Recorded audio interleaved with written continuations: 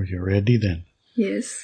Well then, welcome to another episode of Driving to the Race with your favorite hosts, Larry and Inelia. Beavers. And BBs. Hi, BBs.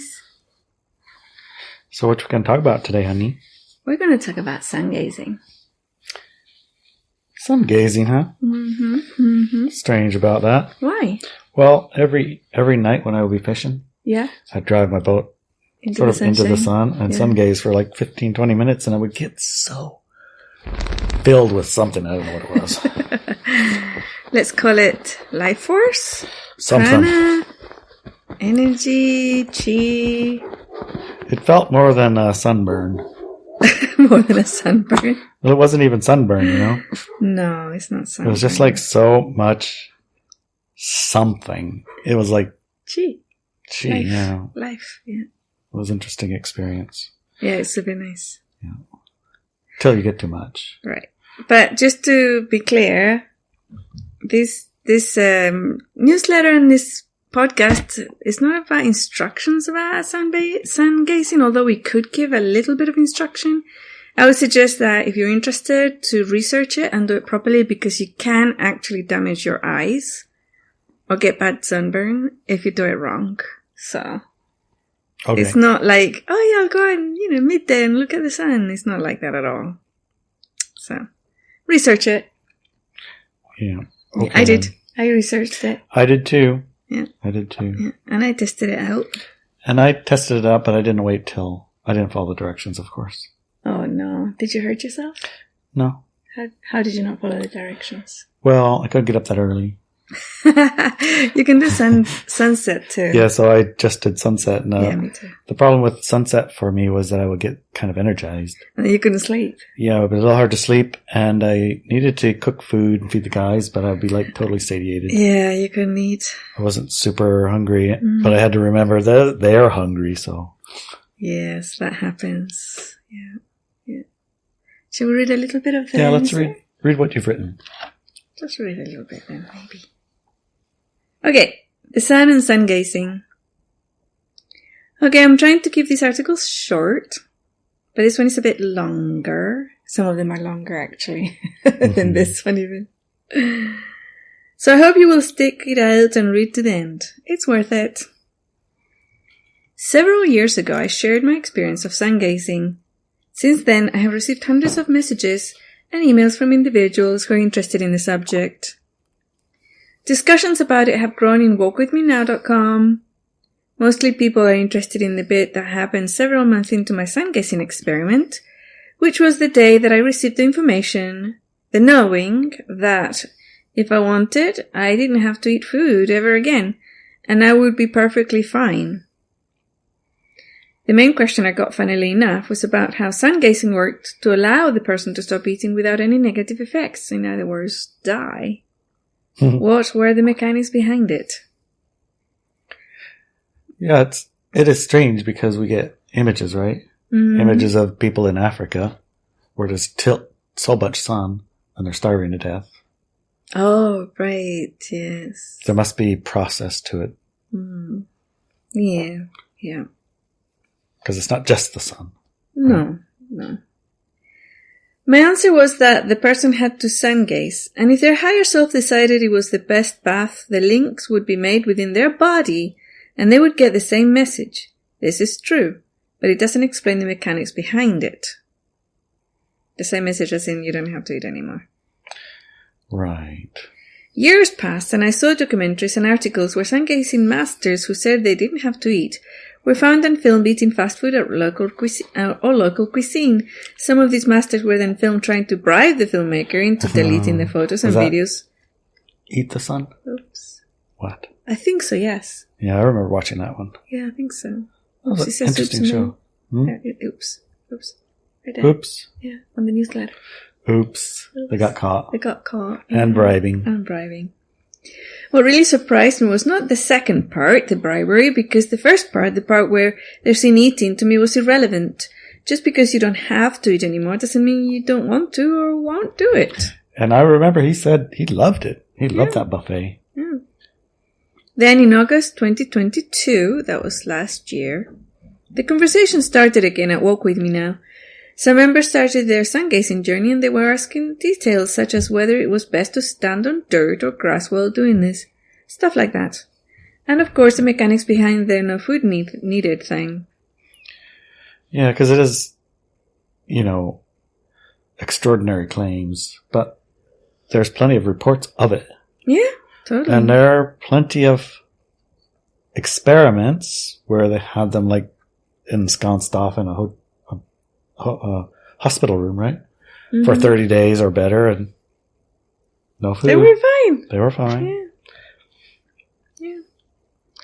As I started looking at it again, after all these years, I remembered a bit of information that actually does explain part of the mechanics behind how sun-gazing provides everything our body needs in order to flourish.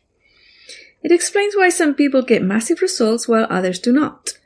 Another interesting bit about this information is that only a handful of people read my post on the Walk With Me Now forum, which is very strange indeed. What that tells me is that this is key empowerment information and that not many people are ready for it.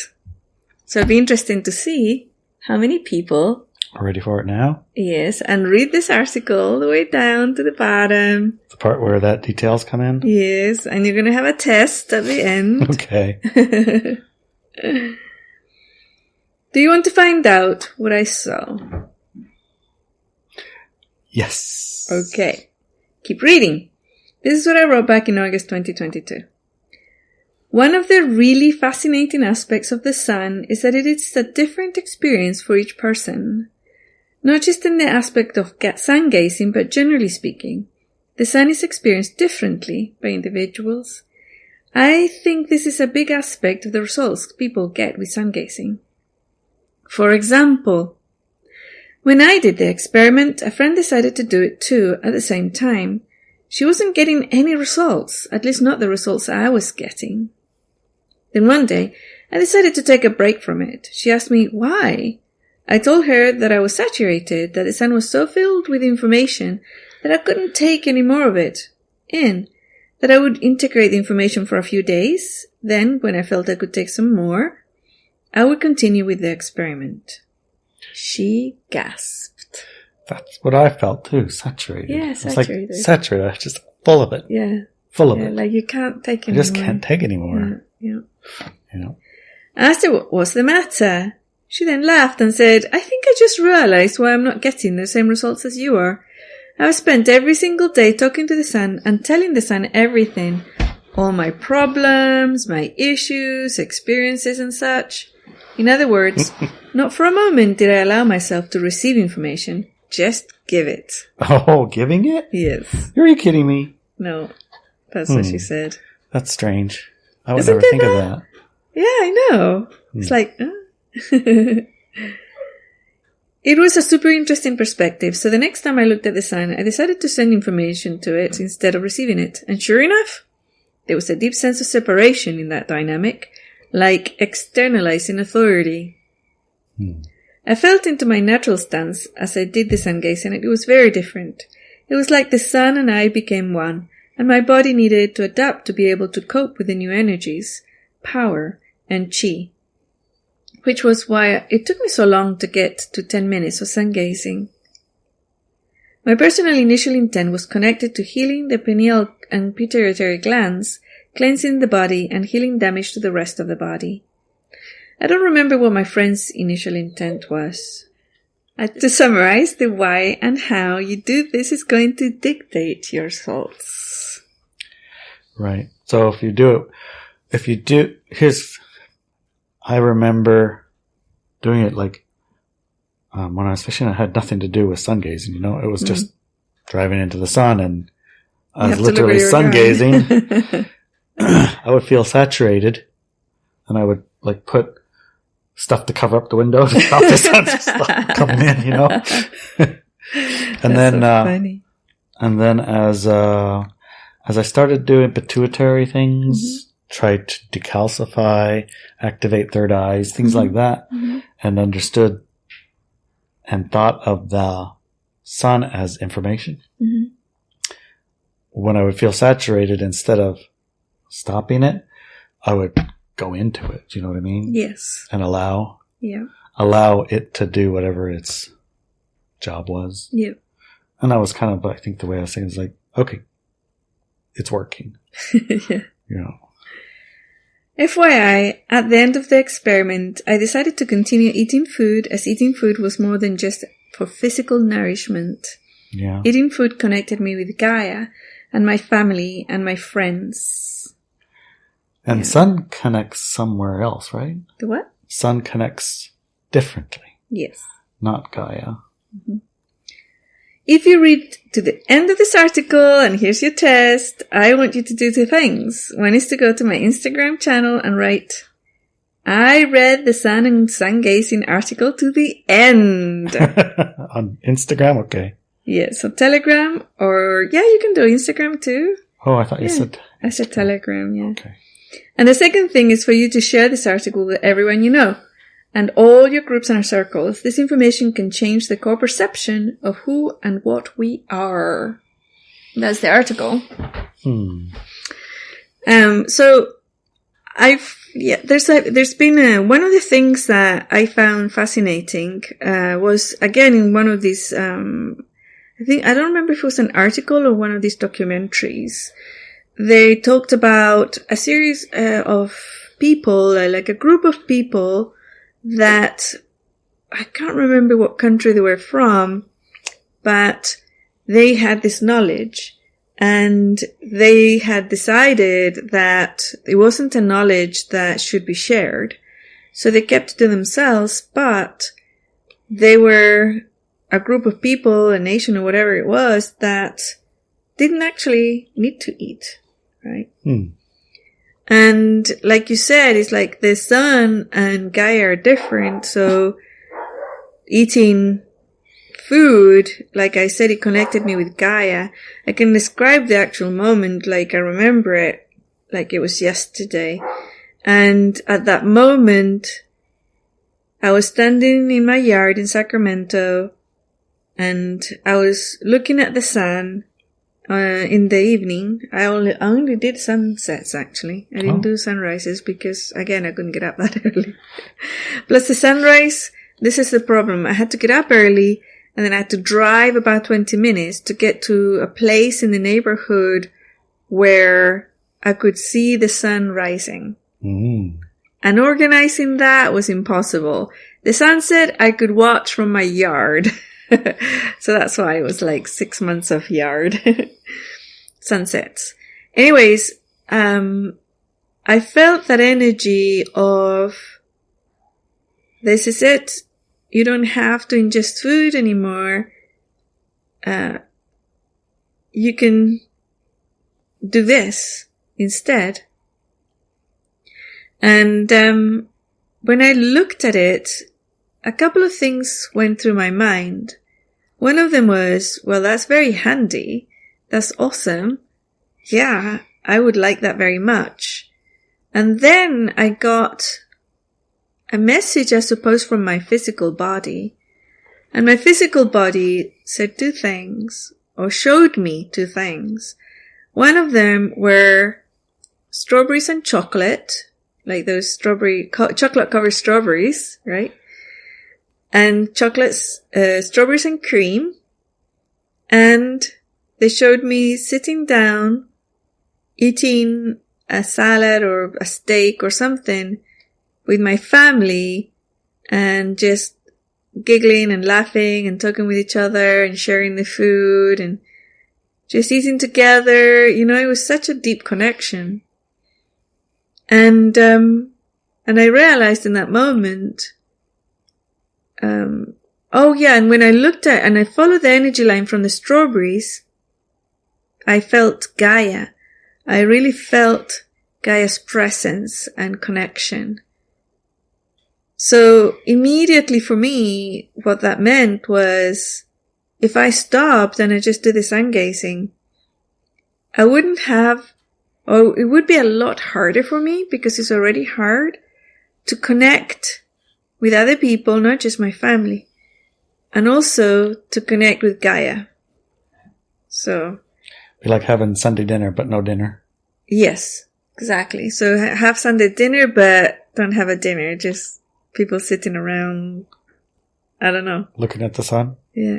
And it's actually physical, like the physical act of putting bits of Gaia inside of your body, right? That is that connection.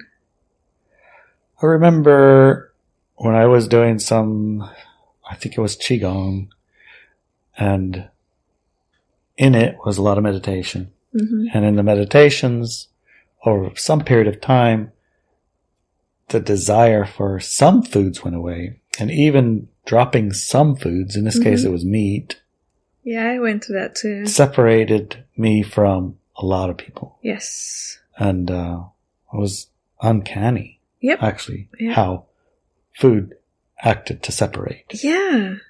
And created a tension and a bounce, bang, bang, bang. Yeah. Yeah, and the sun gazing and then not having food at all. It feels to me a little like soul versus body, right? Yeah, soul is energized that way. Yeah. And it pretty boss about body, right? Mm-hmm. So if the soul's satisfied energetically, it probably can in some way feed the body. Yeah, I think so. It's a soul feeding the body in a different pathway. Mm-hmm. Tough to measure, but you can see the results, and you would think that, well, geez, if we just substitute, because, it goes around nowadays, there's too many people, not enough food. That's not true, though. But it goes around nowadays. Does it go around again? Yeah, it goes around nowadays, and they think the solution is less people. Got it. But they've been doing that, I think, since forever, I'm sure. Yes. Since there was 20 people in the village instead of 10. Yes. Or 5 people in the group instead of 4. There's not enough food for 5. We have too many people. Well. Okay, I think that's a false history, which we're going to go into in a few weeks. Okay. But, okay. But you would think that would be, if it's and it is, provable, demonstratable thing, if you were in a situation where you were hungry, you would just need to learn to sun gaze. Except it will take you about 6 months to change your body chemistry or whatever it is to be able to absorb the nourishment from the sun instead of from physical objects. Mm-hmm. And in 6 months without food, I don't know how well you're going to be. Maybe just have it on standby. Well, I don't know if that works. Yes, that actually might work. So if you do the whole process for at least 6 months to a year, I've heard that the best results are around a year, 9 months to a year. That's dedicated, huh? Yes, it's dedicated every day, man. And if you do actually do the process, then you can reactivate it in the future at any time. Now, I heard this. I haven't tried it myself. Yeah. So I couldn't really speak to say, yeah, that actually works. And it would be interesting, but even now, it's like, I think for me, anyways, food has even become even more interesting to me since we're living together and you're such a good cook. So, plus that's how you share love. Yes. That's how you say, I love you, cook for everybody. True story. Yeah. So then I don't think that's going to work. But I do remember that after that experience, the amount that I was able to eat were reduced quite a lot. And I was able to function extremely well. I'd never lost any weight. And I would function really well with just a couple of spoonfuls a day or a tiny little bowl of something. I didn't need more than that. I never even took notice of that until we got together and you started feeding me all day. 3 times a day. Yeah, and then I did put a lot of weight on. But yeah, so, I suppose if like one of the catastrophes happens and, I don't know, say big volcano goes off and food's scarce for a while, it could happen. What could happen? Food gets scarce for a while. If I was hungry, I would look at the sun in the evening. Yeah. In the morning too, probably for Probably breakfast. in the morning for breakfast too. Probably would just sleep through breakfast. Yeah. Sleep through breakfast? Yeah. You don't eat when you're sleeping. Oh. And then when you get up, go hunt for some food in the daytime. And then at sunset, if you didn't catch a lot of food, look at the sun. Oh, I see. Yeah.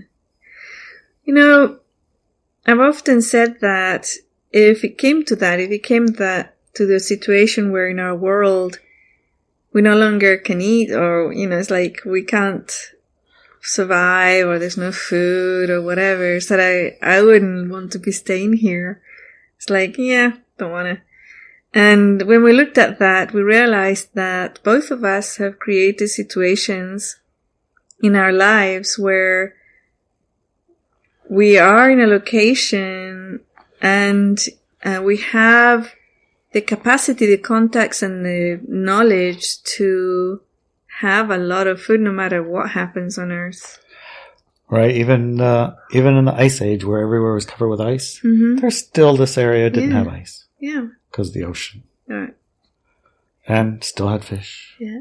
Still had whales, still had seals, still had stuff. Yeah. And elk.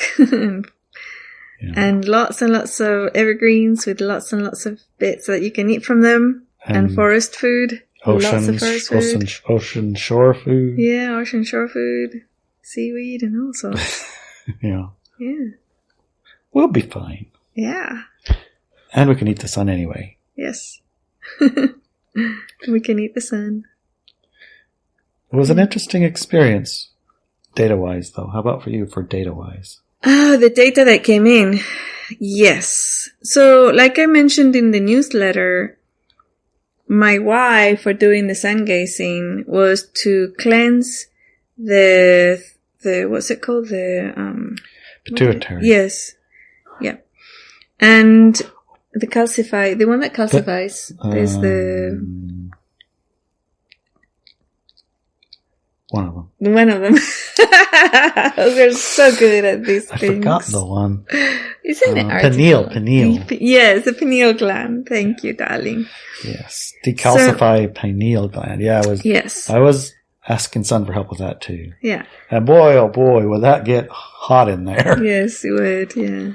No question. And, anyway, so, that was my main why, and also to start a healing process for damage that I had done to my body through a motorbike accident when I was 18, particularly brain damage.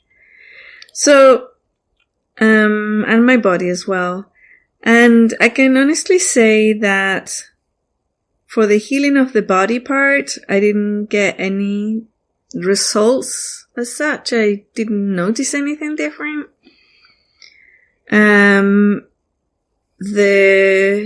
The gland decalcification, I actually don't know if that worked. I couldn't tell again any difference.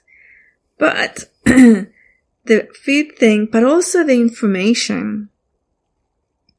It felt like watching 10,000 movies at the same time, telling you how the world works, how the universe works, what the sun is, what everybody is, what everything is. Like, everything at the same time, right? That's where the saturation feels. Yeah. Yeah. It was so much to unpack. So much. And then I also noticed another thing, and this was back in 2008, I think, and 2009. I think that's when I started doing this. And it could have been a little bit later, but it was around then.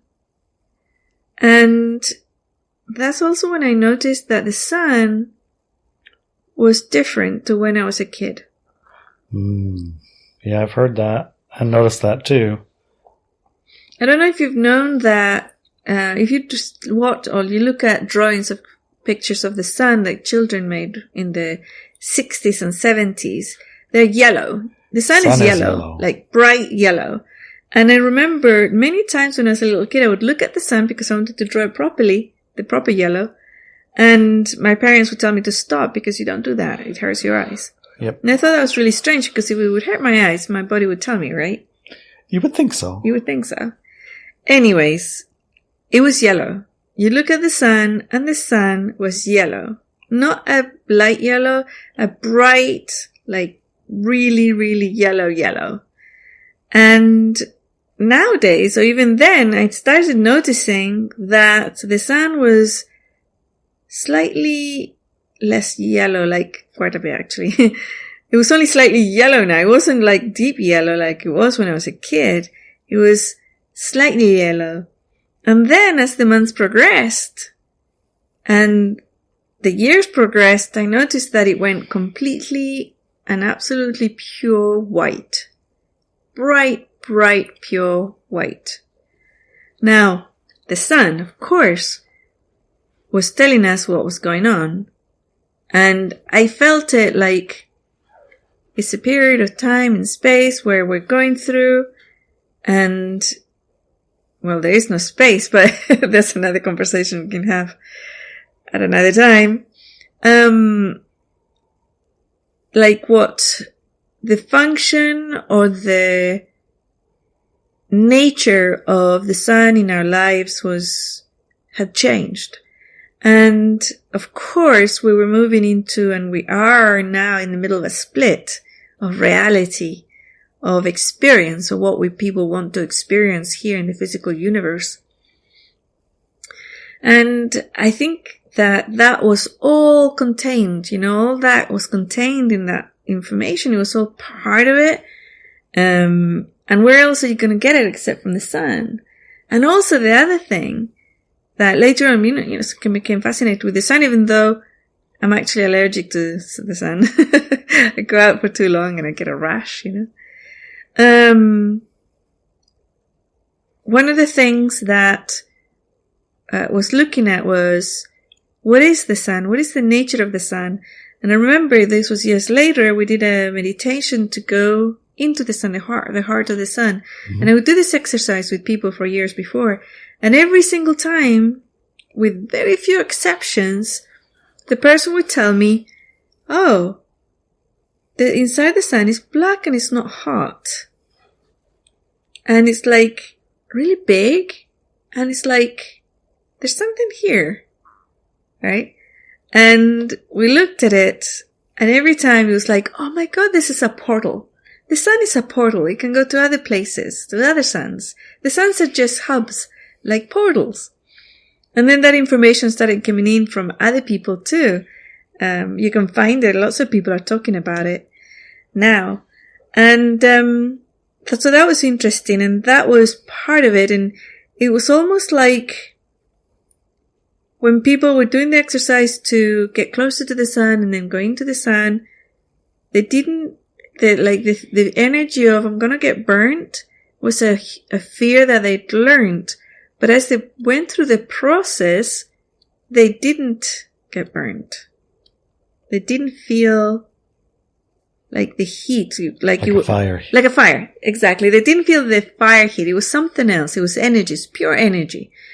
And when I went to look at it and said, I did the truthing exercise on it and said, well, is the sun a ball of something that's burning up? Is it burning up? Combustion energy? No. I got a no. No. It wasn't. Right? It's like, well, what is it? And all I could get was pure life force, pure energy. Something that is closer, not exact, but closer to what we're looking at when we look at the sun. What do you think about that? I think that's pretty interesting. What did you get? I cannot remember. Mm-hmm. No, but I vaguely remember inside it not being burning, not being hot, and being quite surprised by that. Right? Yeah. Because I also was raised with the idea that it's a big fiery ball of flames. Which doesn't even make sense if you think about it. Right. And then it's some kind of a nuclear explosion going off all of the time, which doesn't even make sense either. It doesn't right. Then I think the closest thing was the fellows that are doing the plasma research. The sun is a plasma expression of plasma, which is a high